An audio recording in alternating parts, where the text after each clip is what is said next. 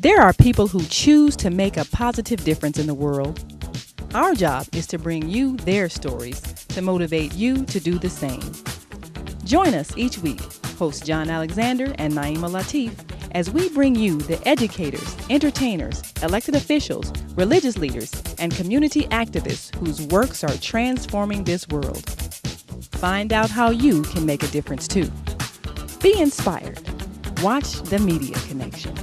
Good evening. Thank you for joining us on The Media Connection. I'm your host, Naima Latif, and we're here with a living legend, Dr. Reverend Webb Evans. And you know him by his slogan, Buy Black. He's head of the United American Progress Association, and we're here celebrating his 100th birthday. Can you believe it? This strong-looking, young-looking man is 100 years old. 100. To God be the glory. Now, what do you attribute to your long-lasting, long years? I often think about this, and a lot of people ask me that question. And I say, I don't know why God has extended my years. I said, maybe in order to get more people to do what I'm doing, buy black. Spend your money. I said, just maybe God give me a little more time to try to educate my people on the importance of spending your money with the people who live where you live. Everybody's doing that but us. Now, when you think about it, all the blacks that live in Chicago, why did you came in a car maybe? Why did you get your gauge? Could you get it at a black-owned station? We don't have any, do we? That's it. We don't have any. With all the food, with all the nearly 1 million of us in Chicago, and I don't know where but one supermarket, and that's out of the 107 in Halstead. And then with all the churches we got, it's a shame before God that we don't have any more business than what we have. You've run some businesses yourself, right? Tell us some of the businesses that you've run over time. No, well, I've had a grocery store and 2 bookstores for 25 years, but I've spent most of my time since I've been out there educating black people on the need of owning business. In your neighborhood, ain't no race getting anywhere without some business.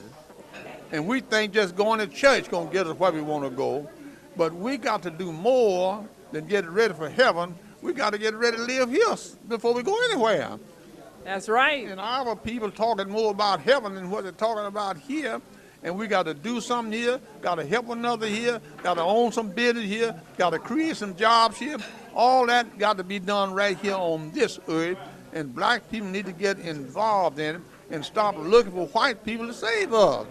The most profound thing that Mark said, as well as what Dolph said, as well as what Brother does with his extraordinary work, is with the youth. We have 11-year-old entrepreneur, does a presentation every Wednesday, 6:22. Her name is Isis Muhammad. We want to encourage her. She has her own product base. She understands sales and marketing. She understands business plans, business proposals. She's looking to expand her business as well, and her mental acuity, as well as the rest of our children, is very high.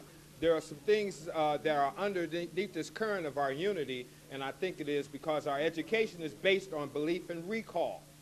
Belief and recall is not an actual fact or accurate knowledge. It's a base that has been developed to disconnect us and divide us mentally as well as spiritually. If we have the children look to themselves as well as have a wisdom in thinking and having the capacity to think, they provide the strengths that we need in the community and the support we need because the youth has it. So what we do at Autonomous Enterprises is give them an opportunity to start businesses in grammar school. If they have businesses started in grammar school and they line up the fact that their classmates are going to be the COO, their classmates are the CEO, their presidents, they have a board of trustees, a board of directors in 6th, 7th, and 8th grade. This is a development that's taking place right now. And the power of it is I'm in about 5 high schools, about 7 grammar schools by myself. Been doing it about 10 years. But the profound aspect of it, to get them to acquire the capacity to think and be able to evaluate anything from all the social sciences, economics, sociology, education, academics, philosophy, especially economics, and theology as well. Because there is certain aspects that we don't understand. The Bible is coded. It's an extraordinary thing in information and understanding the code. They use the code to take over planet Earth. Our people don't systemically have an awareness of it, because when there are those of us like Dr. Jules Nettles Bay and Dr. Blair, Deborah Blair, who we honor with the Autonomous Enterprises Lifetime Achievement Award, I absolutely am going to honor this gentleman as well with one, because we have to recognize them now while we're looking at them, can touch them, can hold them, can hug them, and let them know that audio, video, print media's images of black men is an illusion, and it's a ploy, and it's a tactic. So here it is, we got young men, like Mark says, that are looking at economic assassination and economic violence and trying to find remedies in loose squares, drug activity, and other things. We have to challenge them in terms of representing their families with honor, as well as our culture and our nation with honor, and they're prepared to do that. So it's on us. We have to honestly unify. It's the most important law in the universe for us to unify. We have to. We have no choice. We're being forced to now because, like Dolph says, this is ground zero. They've already taken over most of the inner cities in the nation. They building bike paths in here. They building these huge homes on the lakefront. University of Chicago is spreading that cancer by grabbing our property and grabbing our land, because just like he said, we're born as a corporation. Most of us ain't even aware of it. We don't understand the licenses, the contracts, the commerce, the politics of what we're doing, because we haven't been trained or taught that. We've been instructed on belief and recall. So we have to solve those issues, and we have to do it just like we're doing now. Even what Dr. Webb said on faith-based organizations, we have an extraordinary amount of them in our community. So if we use those as base heads, even, in terms of how we connect, no matter what path of light it is, then I think this development will be substantial. We'll get back to who we were. I grew up on 47. I saw SB Fuller products. I saw the Met Theater, Regal Theater, the Sutherland Hotel, the Checkerboard on 43rd Street. I've seen black businesses when Brother Robinson had Oldsmobile. We had car dealerships, banks. Honorable Elijah Muhammad had a bank. So and it's just nothing new. We have to get back to loving ourselves and stop allowing Hispanics, Asians, Indians, and Arabs to come in our community and create economic assassination. So that's where we're at. And I honor Dr. Webb, and I certainly want you aware of when we will present him with the award, and it'll be available on the information at our website, Nubian News, and Team Cypher. My name is Nubian. I am the wife of Professor Sadat. We are the founders of Autonomous Enterprise. Autonomous Enterprise is pretty much an organization that we have brought together to unify the indigenous African descendant community. We have different dynamics of Autonomous Enterprise. We have a record label, Nubian News. If you guys see me walking around filming, we've developed our own version of the news media in our community versus depending on mainstream media to tell a live vision about our people. So we come out to events such as this and we record the positive aspects of what's happening, such as honoring Dr. Evans. And we thank you very much for what you've done for our people, for our community. There's been so many times that you have done so much, and it seems that it's gone unnoted, but this day is an honor for you. And I appreciate you. I appreciate your legacy. I also want to take note to your sister who is up here, because I know without your sister holding your arm and leaning on you throughout this, I'm pretty sure words can't even explain it. But we also have to make sure that we recognize the women as well and realize that without your sister by your side, thank you. Thank you. But your words are golden. Your words are golden, because it's not an individual thing at this point. We really have to honor our family. It's not an individual thing with the sisters. It's not an individual thing with the men. It's a collective thing. We have to realize that they separated the women in the household and told us, you can collect this check, just don't have no man in the house. So now we got to really realize what's been happening and come back to knowledge of self. Sisters, we really have to really embrace our men, love our community, get along with each other. Let's love each other. To Dr. Webb Evans, I want to say happy birthday, being 100 years young, sir. All right, you don't look your age. You definitely don't act or think like a man that is 100 years of age. Yes, sir. Yes, sir. And I wish you another 1,000 more. I really, really do.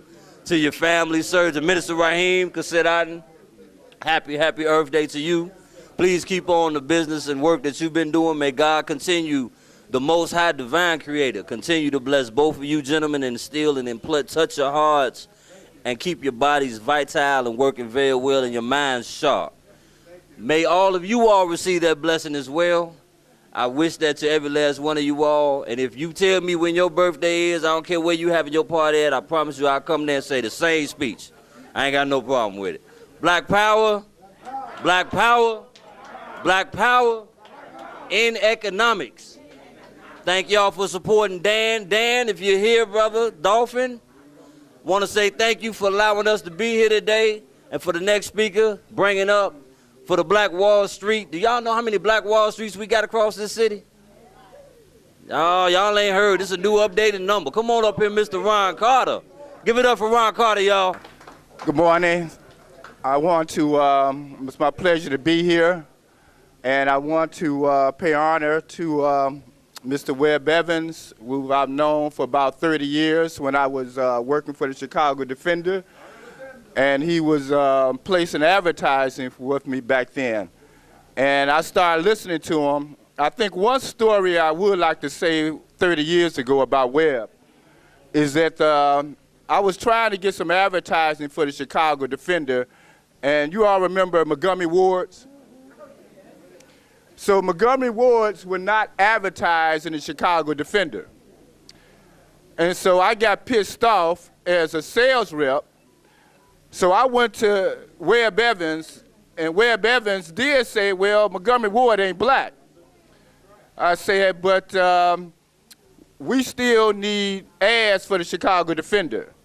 And so I went to the UAPA meeting, and I went back to Montgomery Ward, and I told Montgomery Ward, I said, look, if you don't advertise in the Chicago Defender, I'm going to tear up my Montgomery Ward's card, and a whole lot of other people are going to follow me. And I have the backing of UAPA. So Webb honored and respected that position that I took, and I walked out of that meeting with Montgomery Ward with my tore-up Montgomery Ward card, and 2 days later, Montgomery Ward called back and said, we're going to do some ads for the Chicago Defender. Now, I often think about it. There's a time in this history when our ancestors had to work for white people for nothing. Didn't pay them anything. Just worked for nothing. That's right. But now they're paying us. Now in the city, we take all our money to them. Isn't that strange? So how come we never learned how to spend with ourselves? What happened? One thing, you see, we've been misled from the beginning. We say Abraham Lincoln freed us. Abraham Lincoln never freed us. He stopped white people from owning us. When he stopped white people from owning us, they didn't allow you to own any livestock. They didn't allow you to sell anything. They didn't allow you to vote. But when that guy went into Texas and told the blacks in Texas that you are as free now as a slave, that was the biggest lie he had ever told. What kind of freedom you got when you can't sell anything? What kind of freedom you got when you're not allowed to vote? What kind of freedom you have where you can't live where you want to live? We did not get our freedom, and we haven't completely gotten it yet. We are still to a large extent controlled by white people. And then the sad thing about it, we look for white people, depend on white people. Right today, most black people are working for white people. Why aren't we working for ourselves? If we spent the amount of money that we spend among black, we'd create a job for every black people that want to work. 79th Street from State Street to State Street to Damon has got to be a Black Wall Street. But with that, I don't know if you all noticed this rendering here. Have anybody seen this here? No, nobody's seen it. This here is the headquarters, or the future headquarters of the Webb Evans Center for Economic Change. This is an artist rendering of the property that UAPA in the Temple of Mercy is located right now.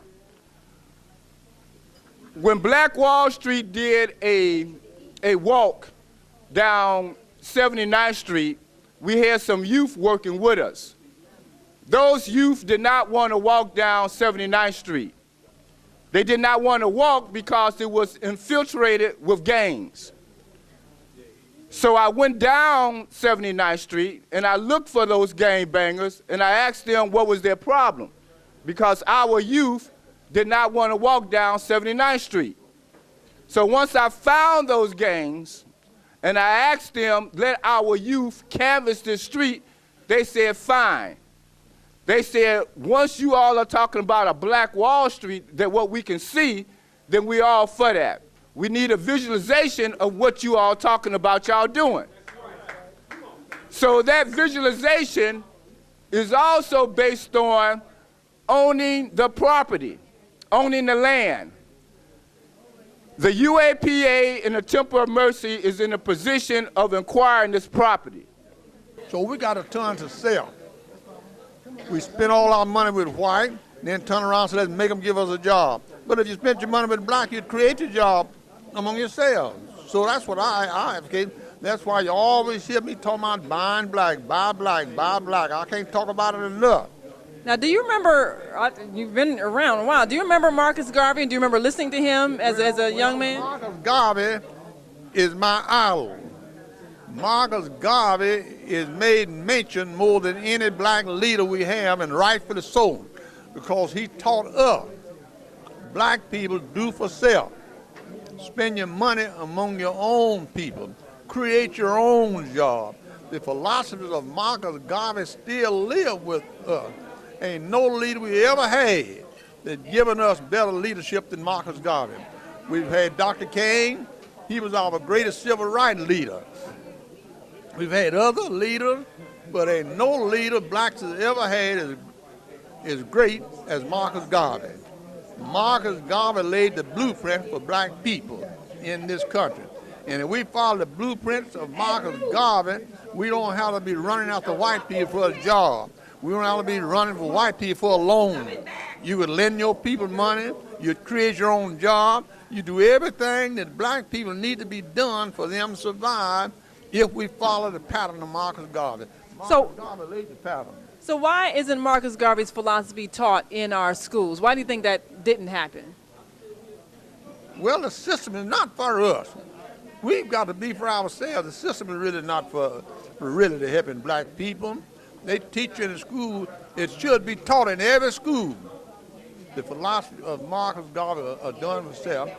But then the black church, I blame the black church more than any, because the black church is teaching us about how good it's going to be when we get to heaven, and they ain't helping us to do nothing for one another on earth. So we can make our heaven if we just spent our money with each other. That's it, right here.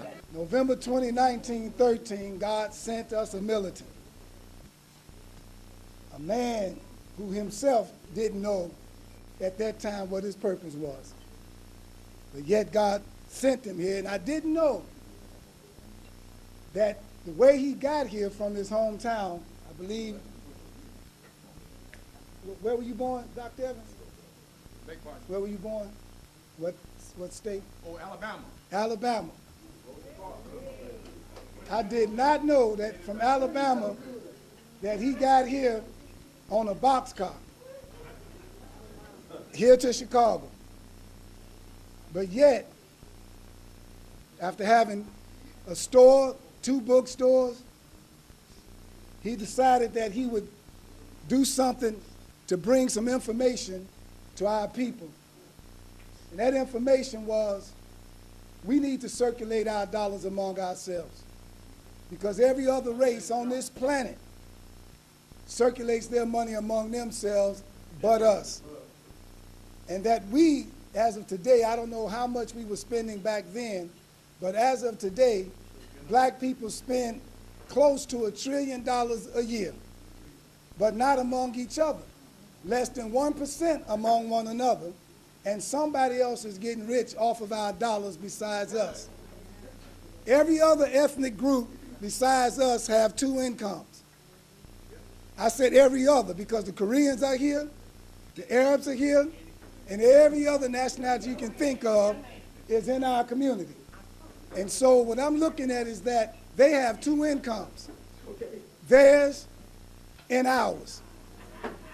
And we got to do something about that. And that's why for 52 years, Dr. Webb Evans has been going around informing enlightening, reminding our people of the tremendous need to circulate dollars among ourselves that would help get us off the economic bottom, and it would also create jobs for our people.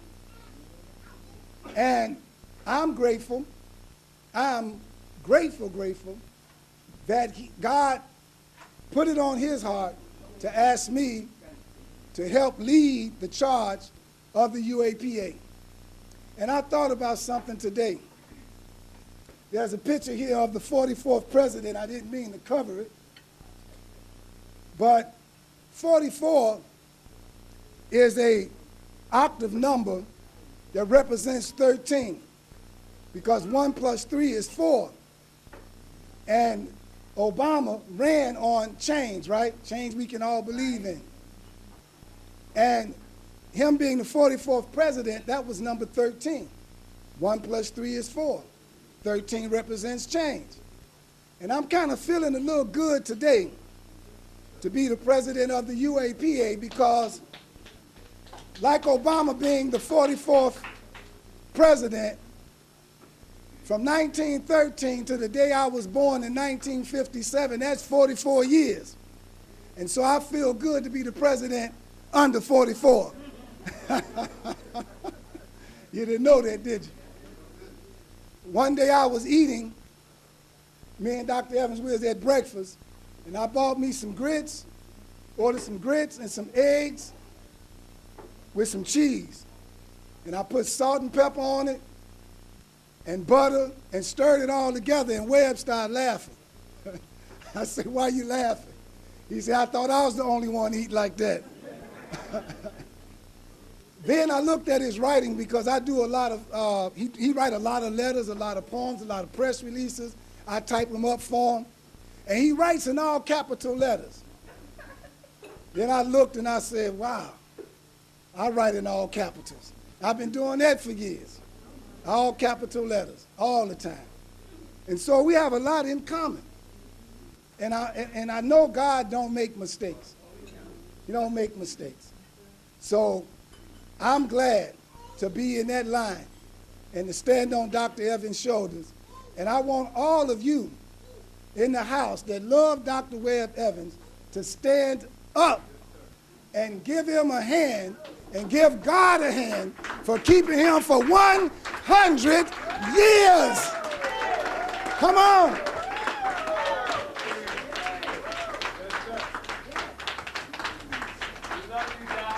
Come on, come on. Give it up.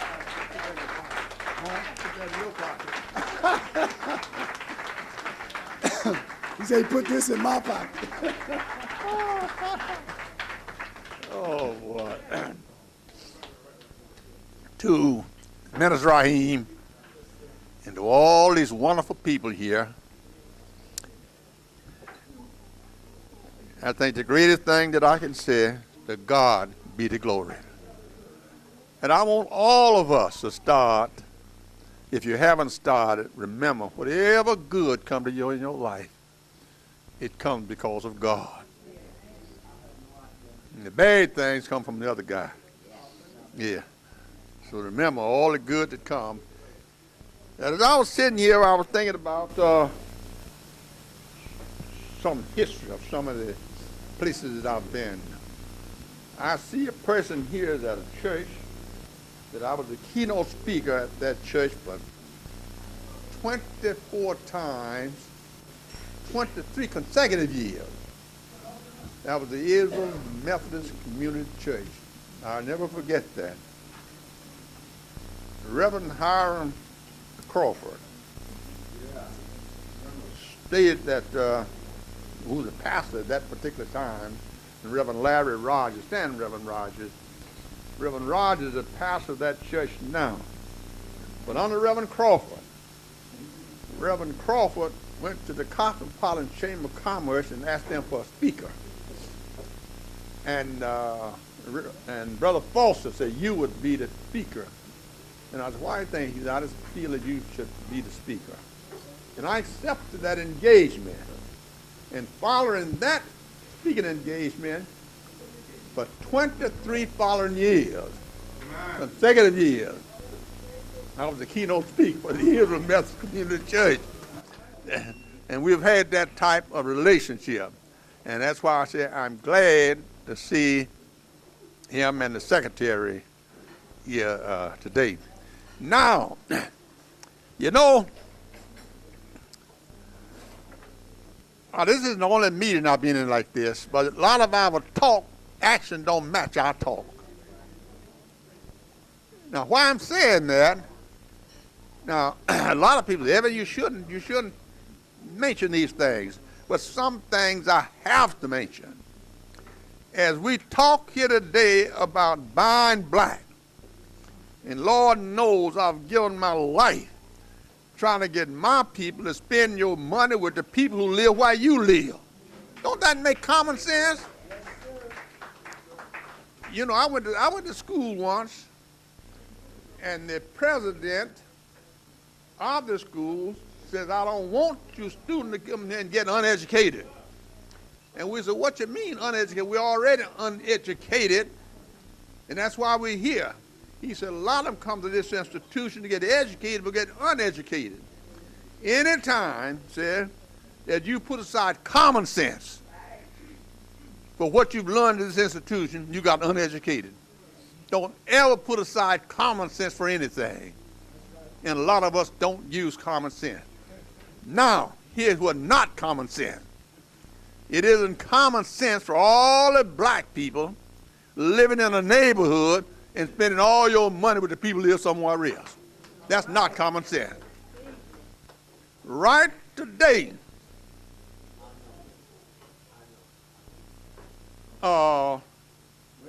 blacks spending 95% of their money or more with the people living in another neighborhood. How can black-owned business succeed if you're going to spend all your money with the people who live somewhere else? And then to all black-owned business, let us give the best in goods and services. God wants you to have something here. God wants you to spend your money on. God wants you to create your own job. God wants you to buy your clothes. God wants you to be more than spiritual. So you have to do some earthly good while you're here. Yeah. But our churches only teach from a spiritual standpoint, but we should teach that if God concerned about all our needs, then in our churches we should be teaching us how to take care of all of our needs. Yes. Well, I certainly appreciate what you've done, and I just want to let you know, when I first went into business, this was back in 1984, and I bought these three file cabinets, and I bought them from you. You were working at Seaway, and I still had them, and I keep them as a souvenir to remember you and inspiring me, and I've been in business ever since. So thank you so much for all you've done, and happy birthday. There are people who choose to make a positive difference in the world. Our job is to bring you their stories to motivate you to do the same. Join us each week, host John Alexander and Naima Latif, as we bring you the educators, entertainers, elected officials, religious leaders, and community activists whose works are transforming this world. Find out how you can make a difference too. Be inspired. Watch The Media Connection.